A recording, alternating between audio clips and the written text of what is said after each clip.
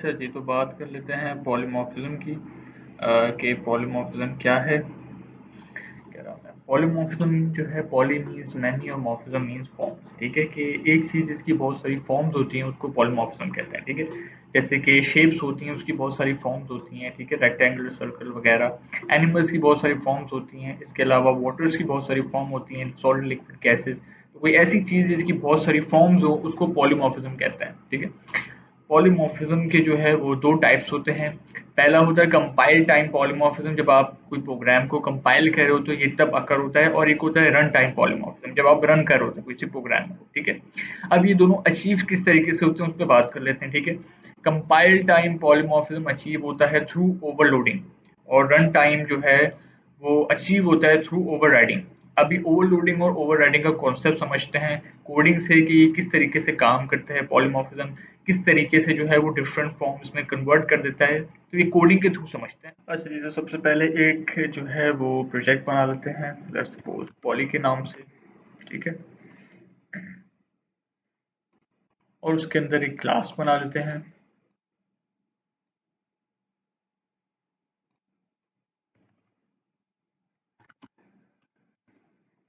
ठीक है, main class के नाम से मैं बनाता हूँ।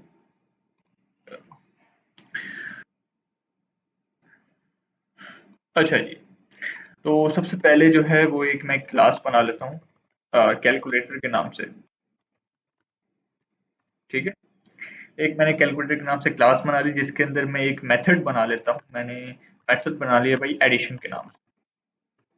ठीक है, मैंने कहा यहाँ पे एक एडिशन के नाम से मेथड बना दो और प्रिंट करा दो उसके अंदर क्या, ए।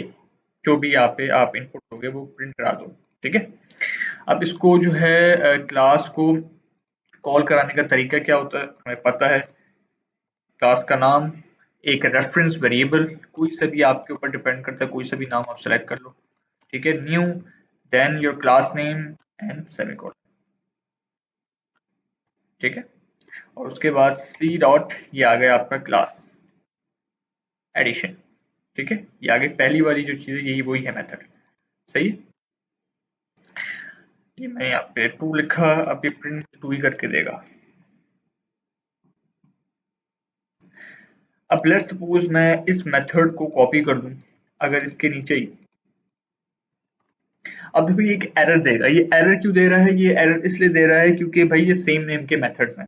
ठीक है, ऐसा नहीं कि हम सेम नेम के मेथड्स को एक क्लास के अंदर इस्तेमाल नहीं कर सकते, हम बिल्कुल इस्तेमाल कर सकते हैं। बट यहाँ पे एक चीज डिफरेंस आ जाएगी कि हमें पैरामीटर सेम नहीं रखने।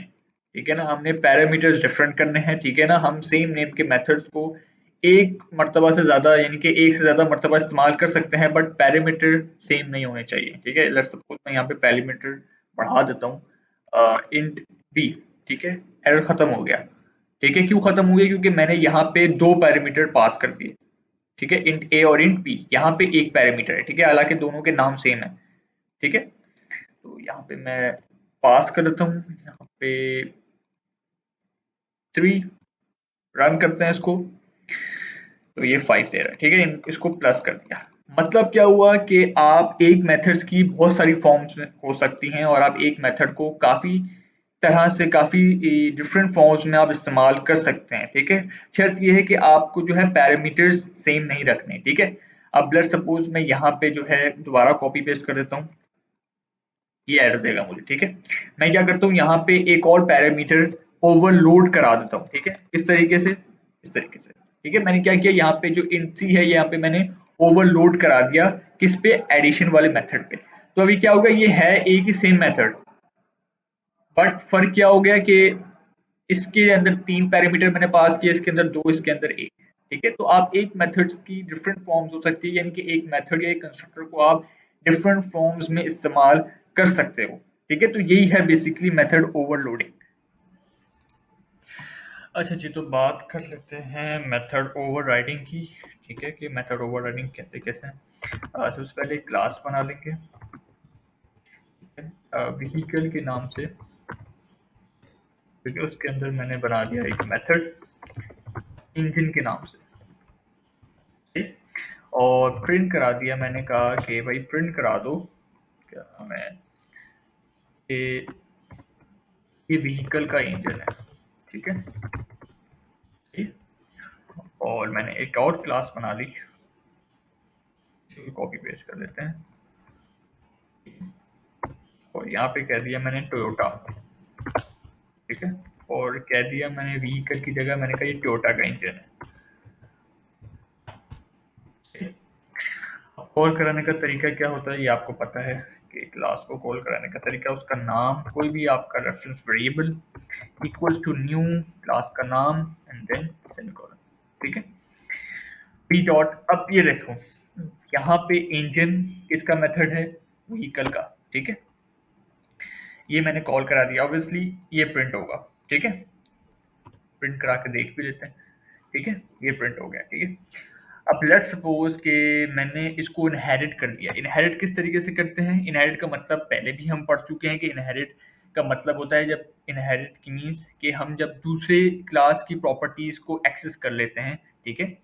तो इनहेरिट किस तरीके से करते हैं, एक्सटेंड, यूजिंग एक्सटेंस, ठीक है। तो मैंने यहाँ पे टोयोटा की प्रॉपर्टीज को एक्सेस करने के लिए उसको इनहेरिट कर दिया, ठीक है। अब इसकी जितने भी यानी कि इसके अंदर जितने भी प्रॉपर्टीज है अब वो व्हीकल के अंदर आ गई, ठीक है। लेट्स सपोज अब मैंने जो है मैंने कहा व्हीकल डॉट इंजन। अब व्हीकल डॉट इंजन मीन्स ये इंजन ये वाला है या ये वाला है, ठीक है, प्रिंट करा के देखते हैं। व्हीकल इंजन ऑब्वियसली, ठीक है। अब इसने ये क्यों प्रिंट किया, हालांकि व्हीकल के अंदर ये वाला भी इंजन आना था क्योंकि एक्सटेंड करा दी ना मैंने। अब इसको मैं लेट सपोज डिलीट करके दिखाता हूँ। अब ये इसने टोयोटा के इंजन को प्रिंट कर दिया, ठीक है। समझाने का मकसद क्या हुआ कि जब भी इसने देखा कि पहले अपने पास ये वाला मेथड मौजूद है कि नहीं, इसने देखा हाँ भाई मेथड मौजूद है, तो इसने क्या किया, अपने मेथड को पहले प्रायोरिटी दी, उसके बाद किसी और के मेथड को, ठीक है। अगर मैंने ये मेथड लेट्स सपोज डिलीट कर देता तो हाँ ये फिर ये टोयोटा इंजन प्रिंट कर देता, ठीक है, क्योंकि एक्सटेंड हो गया ना, ठीक है। बट जब इसने देखा कि नहीं भाई मेरे पास वो मेथड मौजूद है तो फिर मैं दूसरी मेथड पे क्यों जाऊं, ठीक है, तो इसने पहले अपनी मेथड को प्रायोरिटी दी। इसको कहते हैं ओवरराइड करना, कि इस मेथड ने इस मेथड पर ओवरराइड कर दिया, ठीक है। ओवरराइडिंग होती क्या है, बेसिकली जब दो सेम मेथड्स होते हैं अलग अलग क्लास में तब ओवरराइडिंग होती है, ठीक है। और जब आप एक क्लास को एक स्पेसिफिक क्लास को कॉल करते हो, ठीक है, एक स्पेसिफिक क्लास को कॉल करते हो और वो इनहेरिट कर रही हो उस क्लास को, उस सेम क्लास को जिसके अंदर वो सेम मेथड बना हुआ हो, तो इस सिचुएशन में क्या होता है, कंपाइलर कंफ्यूज नहीं होता, ठीक है ना।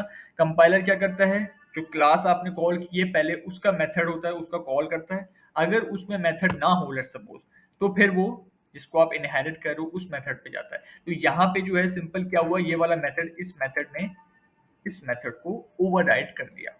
ये था बेसिकली पॉलीमॉर्फिज्म का concept, method overriding, method overloading का कॉन्सेप्ट, कि किस तरीके से आप एक मेथड को उसकी कितनी फॉर्म्स में इस्तेमाल कर सकते हो, यानी कि एक मेथड की काफ़ी सारी फॉर्म्स हो सकती हैं और आप एक मेथड को काफ़ी सारी फॉर्म्स में इस्तेमाल कर सकते हो।